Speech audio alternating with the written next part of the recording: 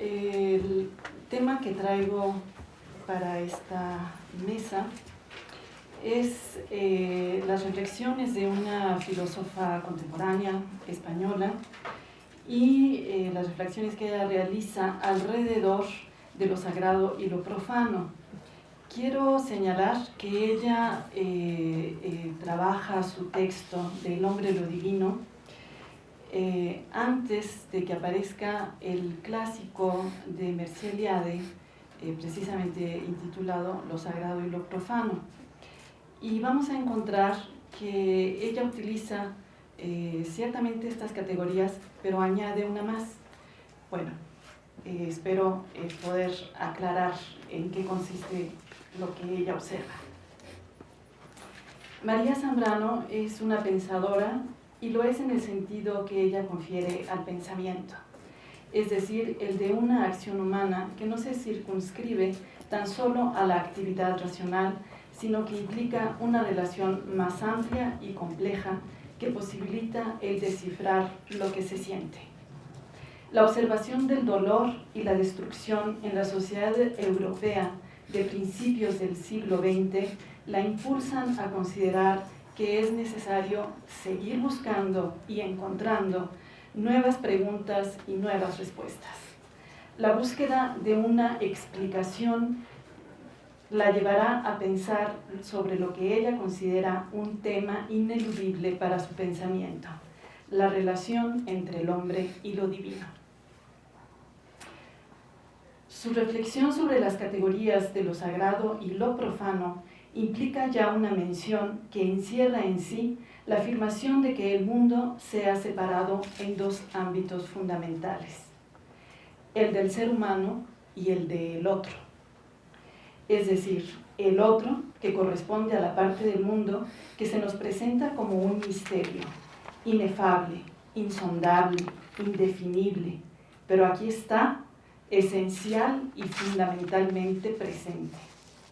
Este deslinde entre uno y otro muestra una enorme conquista cultural, esto es, que el hombre haya alcanzado a darle presencia e interacción a lo sagrado a través de lo divino. Para Zambrano hay una diferencia sustancial entre lo sagrado y lo divino. No son sinónimos. Lo sagrado es el fondo insondable para el hombre que mencionábamos arriba. Lo divino, en sus diferentes formas de expresión, se nos muestra en la diversidad de divinidades que han ayudado al ser humano a construirse y a fundar culturas, a encontrar el centro del mundo, a orientarse en él, a levantar ciudades, a seguir ritos que sostienen el orden inaugurado y dan permanencia a una forma de entender la vida y especialmente a encontrar su lugar en el cosmos. Cada cultura, señala la pensadora española, ha existido por dos fundamentos.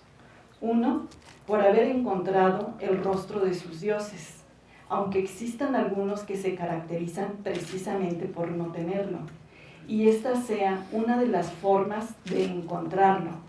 Y la otra, cuando los hombres han ofrecido resistencia a ellos. Esto último hay que entenderlo desde la idea de que la vida humana, para ser, no puede ser subsumida por la presencia divina. Y aquí, en este punto, es donde lo profano alcanza su aspecto medular.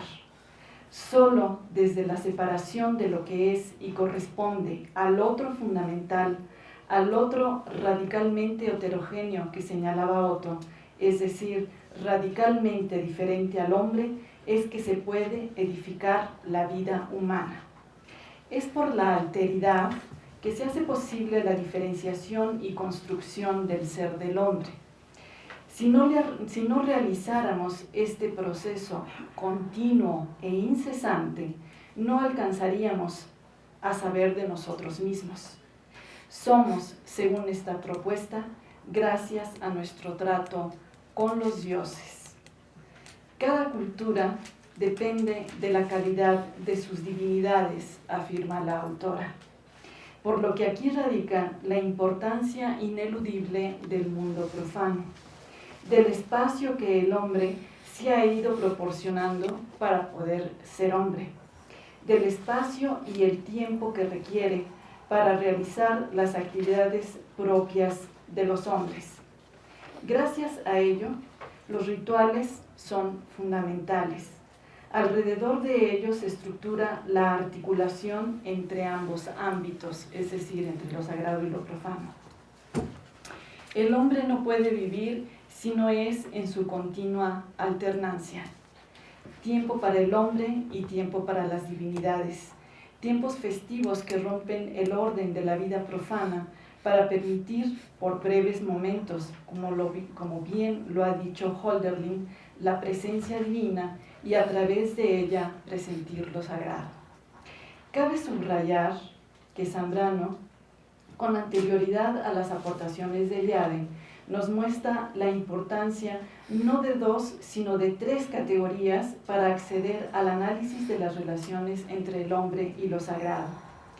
Esta diferencia permite observar que el ámbito de lo sagrado no se muestra en su totalidad en cada deidad, sino que cada deidad permite un acceso a lo sagrado, a una forma de entrar en contacto con este ámbito desde el cual nos construimos como sociedades y como personas. En la obra de Zambrano encontramos fundamentalmente el reconocimiento a la religiosidad como elemento cercano e íntimo a la filosofía, a lo esencial de esta actividad humana, es decir, la religiosidad, que dio inicio a toda relación con el mundo y que pasados los siglos se ha perdido como lo que es, entre otras cosas, es decir, fundamento de ordenaciones culturales. La religiosidad, entonces, es parte constitutiva de lo que implica ser hombres. Es nuestra primera raíz en el mundo. Su despliegue exigirá la aparición tanto de deidades como de rituales y liturgias, es decir, de fronteras claras entre los dioses y el hombre. Para la autora, solo desde ahí, desde los sentimientos que genera la religiosidad, pudieron desprenderse las narraciones mitopoéticas, los mitos del origen y su transmisión poética, los primeros cantos, las primeras liturgias, hasta llegar a la palabra escrita. Por ello, en su planteamiento teórico, religión y poesía son los ríos subterráneos de los que abreva la filosofía, la cual aparecerá en un periodo muy posterior, pero que brota de la misma semilla, es decir, de las necesidades del alma humana. Y aquí cabría subrayar que ella está hablando de alma, no de conciencia, no de la construcción de un ser consciente, sino de un ser que está habitado por un alma. Esto va a ser importante, y bueno, continúo, lo recuperaremos después. La vinculación entre filosofía y religión es algo íntimo, que si no fuera por el correr de los siglos, no podríamos comprender como algo separado y menos aún distinto, diferenciado.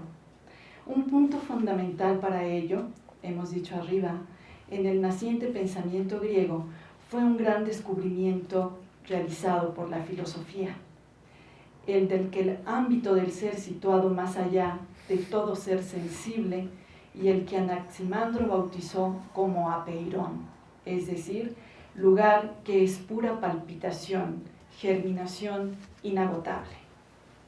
La filosofía, cuya labor infatigable la conduce hasta la aparición del apeirón, le empuja tanto más hasta lograr que los rituales, ya separados y signados, queden constreñidos a un espacio y a un tiempo cada vez más reducido, es decir, más estrecho.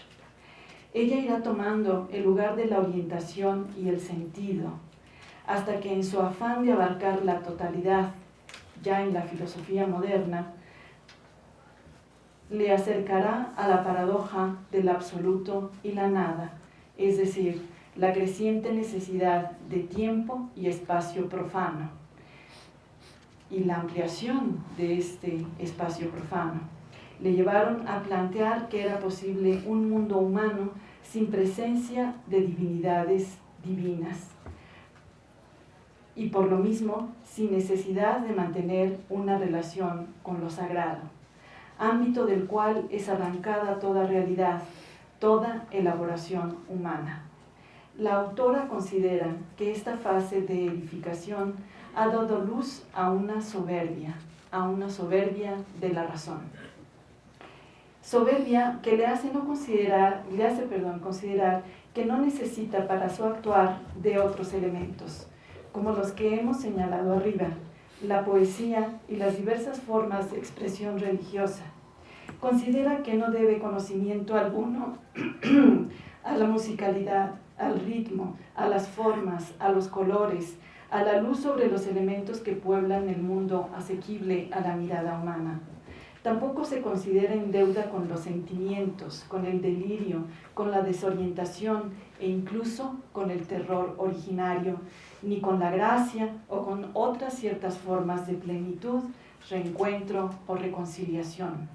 En suma, su perspectiva de hacer tan solo real lo racional ha condenado a la exclusión y a la negación a una riquísima e indefinible parte de la vida espiritual del hombre. Eso de que tanto se dolía Unamuno, es decir, de haber alcanzado en la cultura moderna el triunfo de la materia sobre el espíritu. El alma humana, reducida a conciencia, es uno de los caminos paradójicos que ha recorrido Occidente en el afán de librarse de prejuicios y perjuicios que las formas institucionalizadas del cristianismo impuso al conocimiento. Cito a Zambrano. La historia del pensamiento encubre un proceso que ha tenido lugar con cierta lentitud en las capas más profundas de la conciencia. Ahí precisamente donde la conciencia se eleva encubriendo también, como toda superficie, las creencias, y todavía algo más hondo que las creencias mismas, las formas íntimas de la vida humana, las situaciones que definen al ser humano ya no frente a lo humano, sino frente a toda la realidad que le rodea. Pues realidad es no solo lo que el pensamiento ha podido captar y definir, sino esa otra que queda indefinible e imperceptible, esa que rodea a la conciencia, destacándola como isla de luz en medio de tinieblas. Concluye la cita. La filosofía requerida de claridad, delimitación y definición ha precisado darle un rostro al fondo oscuro e insondable de lo sagrado, al mismo tiempo que ha querido conformarse, ha consolidado el pensamiento moderno y contemporáneo, dándole como identidad un espacio vacío, un espacio y un tiempo donde lo único que ahí habita es la nada, precisamente como vacío. Una nada que con el paso de los siglos y vidas se ha ido poblando de todo aquello que consideramos que no guarda una relación directa con nuestra anhelada y moderna forma de vivir el mundo, es decir, sin algo que pueda interferir entre nuestra razón y la construcción de una realidad marcada por la realidad más pura, en el sentido de más objetiva, sin juicios de valor dictados por la subjetividad ni por ninguna interioridad. La autora realiza una afirmación de gran relevancia en la delimitación de lo sagrado y lo profano. La filosofía, durante mucho tiempo, ha estado ocupada en marcar cuáles son los límites de uno y de otro. Cito a Zambrano. La acción entre todas de la filosofía fue la transformación de lo sagrado en lo divino, en la pura unidad de lo divino.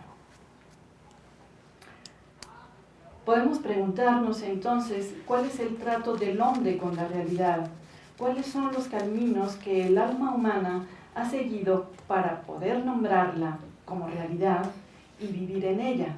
Podemos advertir que una de las tesis centrales de la concepción teórica que formula Zambrano es que la construcción filosófica de la realidad se elabora desde un ineludible fundamento religioso.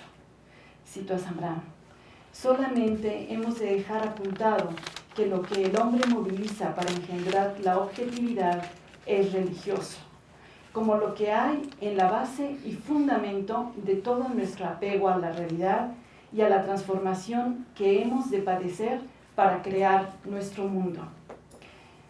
Su obra filosófica, la de Zambrano, ofrece una genealogía de la estructuración de la realidad occidental que, entre otras cosas, nos ha hecho posibles. La pensadora se detiene en lo que considera un fenómeno de imprescindible comprensión: el desarrollo de la cultura como racionalización. La razón convertida en racionalismo es una razón insuficiente y atraviesa un momento crítico.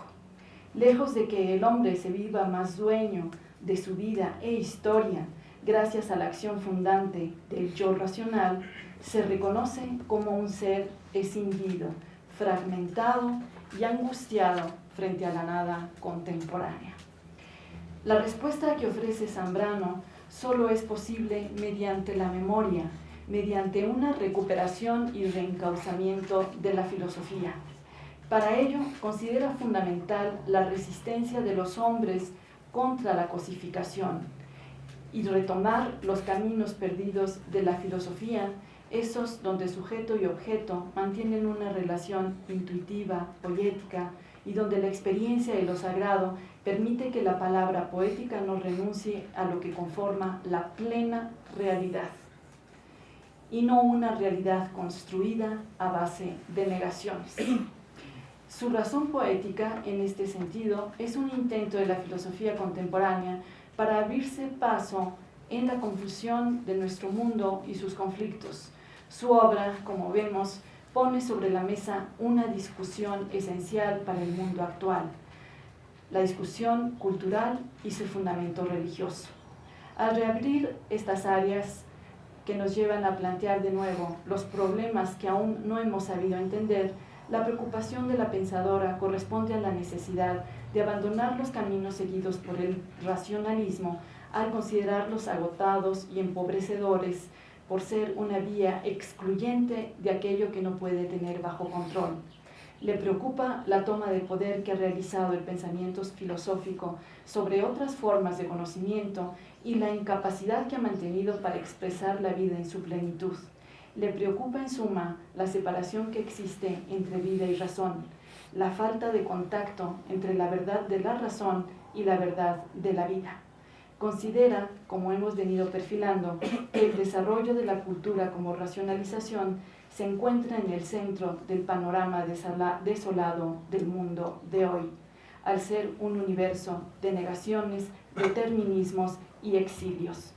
La razón ha podido funcionar claramente cuando ha ejercido su poder sobre el territorio acotado de lo racional y deja fuera la vida con sus delirios, sus pesadillas imborrables y su sombra. Y todo ello resiste y permanece invencible ante la razón.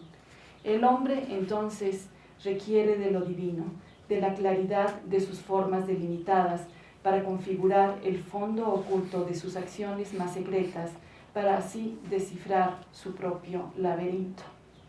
Cito a Zambrano: la filosofía jamás había penetrado en el infierno. Era su limitación y también algo así como su castidad. Lo ignoraba como ignoraba el paraíso.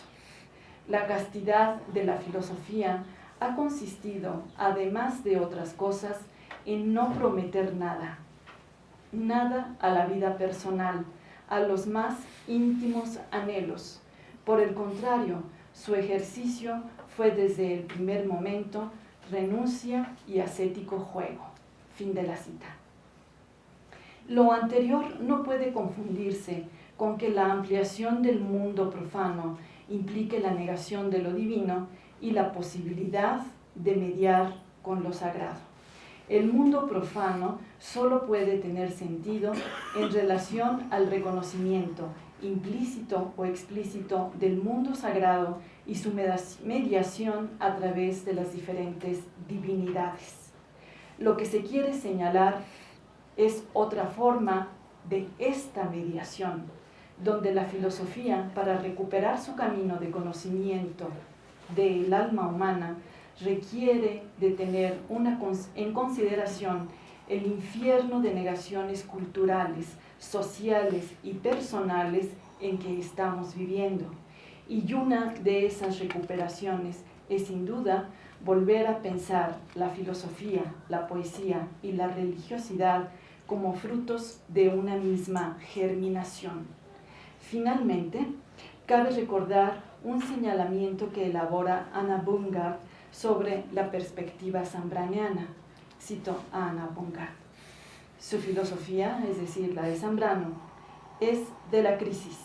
A pesar de la desolación de la cual arranca su pensamiento, es también filosofía de la esperanza, de una esperanza que sostiene la existencia negándola en el no ser, aunque sin angustia existencial, sin náusea existencialista, sin nihilismo, por el contrario, con una firme esperanza.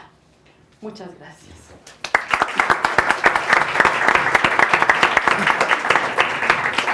Muchas gracias, doctora Julieta Lizaola.